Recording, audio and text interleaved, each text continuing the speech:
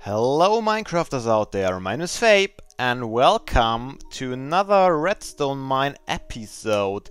And here's the reason why I didn't do a tutorial on my first version of the fully automated item sorting, cause we are in snapshot 13 week 4a, and as you may have seen in my latest video, I did a little item elevator showcase.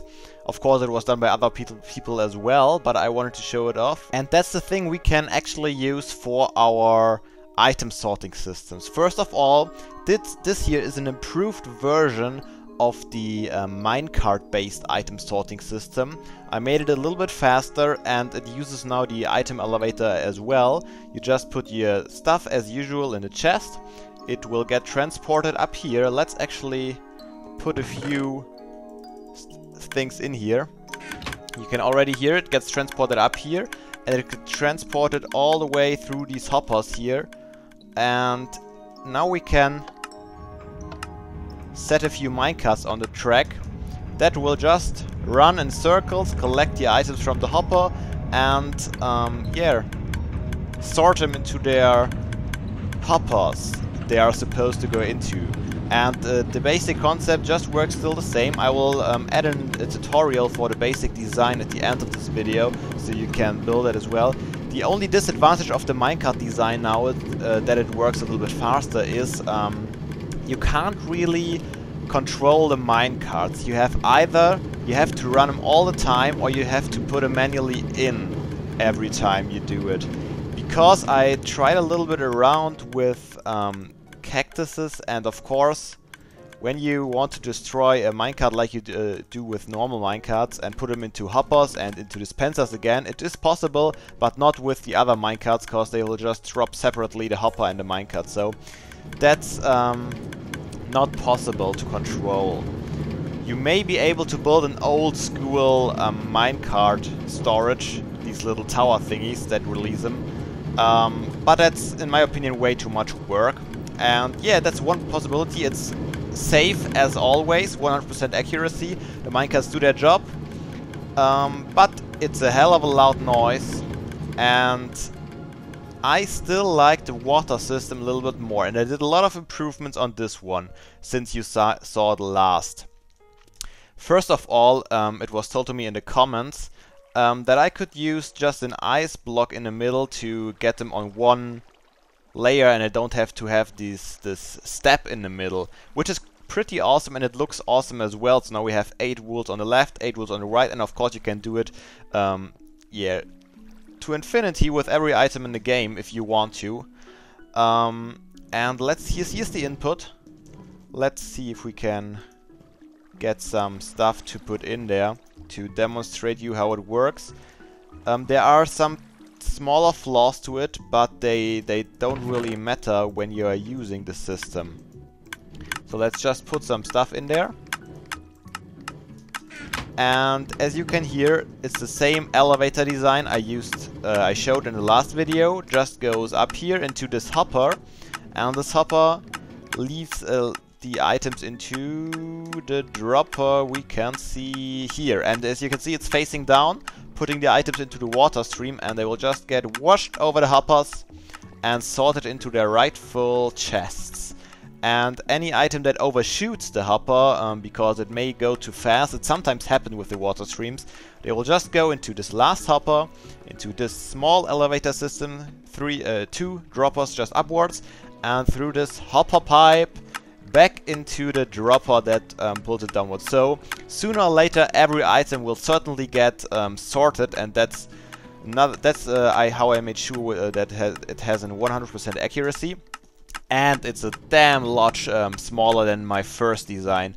So that's definitely really cool, and it's working just fine. And yeah, it's kind of your decision on which design you prefer.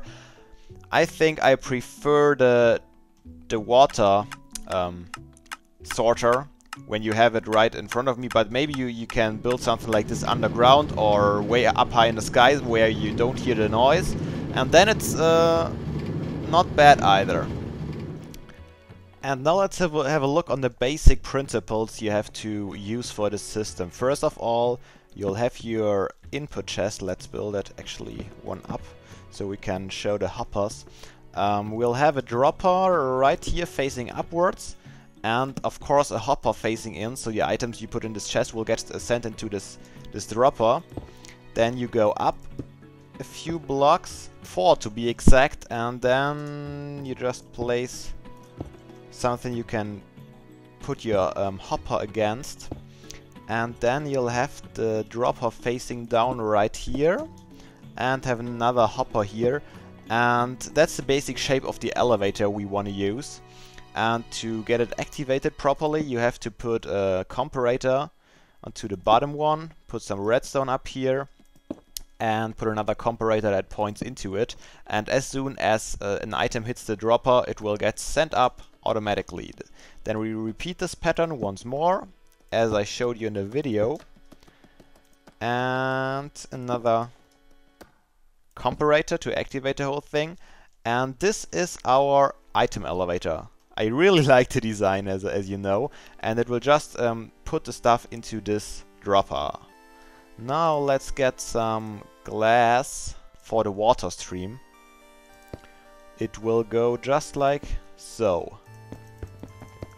And then we'll have some kind of block or maybe even glass here. I will take glass for now, you can take any block you want, of course.